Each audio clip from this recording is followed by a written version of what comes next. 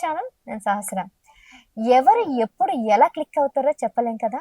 అందులోనూ ఈ ఆధునిక యుగంలో ముఖ్యంగా అప్‌డేటెడ్ వెర్షన్‌లో అన్న టైంలో లైఫ్ ఎట్లా టర్న్ అవుతుందంటే ఎలా చెప్పగలం? దట్ టూ సోషల్ మీడియాలో ఎవరిని ఎప్పుడు స్టార్ట్ చేస్తుందో అస్సలు చెప్పలేం. ఇదంతా ఇప్పుడు ఎందుకు చెప్తున్నానా అనుకుంటున్నానా? పాయింట్‌కొస్తున్నాను. కుంభమేళ.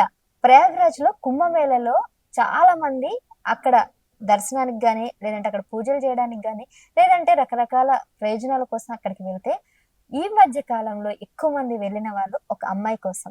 మరి కుంభమేళలో మెరిసిన ఆ అమ్మాయి ఎవరో కాదు, మోనాలిసా. సో, నేను ప్రత్యేకంగా చెప్పాల్సిన అవసరం లేదు. మోనాలిసా. ఈ అమ్మాయి పూసలు అమ్ముకుంటూ, రుద్రాక్షలు అమ్ముకుంటూ అక్కడ కనిపించింది.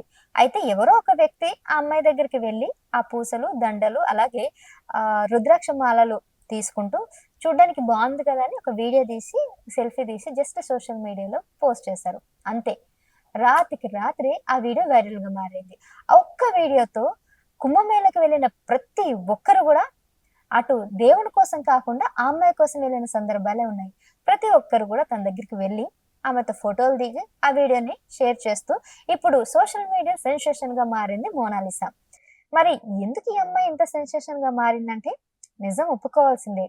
అమ్మాయినైన నేనే ఖచ్చితంగా ఆమె అందానికి ముగ్ధమందురాలయ్యాను. ఎందుకంటే ఆమె తేనె కళ్ళ సౌందర్యం, ఆమె అమాయకత్వ నవ్వు, ఆమె ముఖ సౌందర్యం అంతా గూడా చాలా చక్కగా ఉంది. అందరిని ఆకర్షించే ఆహ్, ఫేస్‌లో ఉన్నటువంటి ఆ ఆకర్షణ ప్రతి ఒక్కరికి బాగా నచ్చేసిందని చెప్పొచ్చు. మరి ఆమెను చూస్తుంటే బాలీవుడ్ స్టార్ లాగానే కనిపిస్తున్నారు. ఒకవైపు ఐశ్వర్య రాయ్ లాగా, మరోవైపు సొనాలి లాగా, మరోవైపు ఇంకో హీరోయిన్ లాగా ప్రియాంక చోప్రా లాగా ఇలా రకరకాలుగా అంటే డస్కీ స్కిన్‌తో మెరవడంతో అమ్మాయి చాలా అందంగా నేచురల్ బ్యూటీ అన్నట్టు ఆవిడకి చాలా మంది మంత్రముగ్ధులయ్యారని చెప్పొచ్చు. అయితే ఇప్పుడు ఈవిడ ఇంత అందంగా ఉందని చెప్పి ప్రతి ఒక్కరు తన దగ్గరికి వెళ్లి ఫోటోస్ దిగి, వీడియోస్ తీయడం వల్ల పూసలు, దండలు కొనుక్కోవడం పక్కన పెట్టి ఆవిడకి ఫోటోలు, వీడియోలు అడిగేసరికి చాలా ఇబ్బంది పడినట్టు కూడా పరిస్థితి. అయితే ఈ అమ్మాయి ఉత్తరప్రదేశ్‌కి సంబంధించిన అమ్మాయి. కేవలం రుద్రాక్షలు అమ్మడానికి ప్రయాగ్‌రాజ్‌కి రావడం జరిగింది. కుంభమేళకు వచ్చిన కుటుంబం మొత్తం గూడా ఈవిడ వల్ల ఫేమస్ అయ్యారు. అయితే అమ్ముకునే పరిస్థితి లేదు. కేవలం ఫోటోల కోసం అక్కడికి వెళ్ళేసరికి వాళ్ళు అమ్ముకోవడానికి కూడా ఛాన్స్ లేకుండా చాలా ఇబ్బంది పడుతున్నట్టు కూడా తెలిసింది. తనకి ఒక బ్రదరు, ఒక సిస్టరు, వాళ్ళ మమ్మీ, డ్యాడీ మొత్తం 5 మంది కుంభమేళకు రావడం జరిగింది. వాళ్ళ కుటుంబంతో పాటు వాళ్ళ కజిన్స్, వాళ్ళ కుటుంబాలు గూడా అక్కడికి రావడం జరిగింది అయితే. ఎప్పుడైతే ప్రజలంతా గూడా ఆవిడ దగ్గరికి ఎగబారుతుండడంతో సో, వీళ్ళొక నిర్ణయానికొచ్చారు. ఇక్కడి నుంచి ఉండడం కన్నా బయటకి వెళ్తేనే బెటర్ కదా అన్నట్టు తిరిగి వాళ్ళ ఊరికి ప్రయాణం అయినట్టు గూడా ఒక వినికిడి.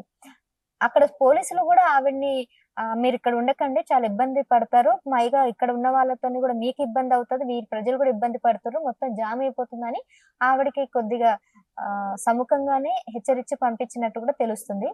అయితే ఆ విధంగా ఆవిడకి నష్టమే జరిగింది తప్ప లాభం జరగలేదు అన్నట్టు కొంతమంది నెట్టింట్లో ఆవిడ గురించి బాధపడుతున్న సందర్భంలో ఇక్కడ ఒక బంపర్ ఆఫర్ వచ్చేసింది. యెస్. అయితే ఈ వైరల్ అయితున్నటువంటి వీడియో ఆల్మోస్ట్ ప్రపంచ వ్యాప్తంగా అందరి దగ్గరికి వెళ్ళాయి. సో, బాలీవుడ్‌లో గూడా ఈమె వీడియో అక్కడికి వరకు వెళ్ళేసరికి అక్కడ ఒక బాలీవుడ్ డైరెక్టర్ కంటపడింది. ఇక ఈ తేనెకల్ల సుందరికి ఒక బంపర్ ఆఫర్ అయితే బాలీవుడ్ డైరెక్టర్ ప్రముఖ దర్శకుడైనటువంటి సనోజ్ మిశ్రా తన సినిమాలో బంపర్ ఆఫర్ ఇచ్చినట్లు అతనే స్వయంగా సోషల్ మీడియా వేదికగా ప్రకటించాడు.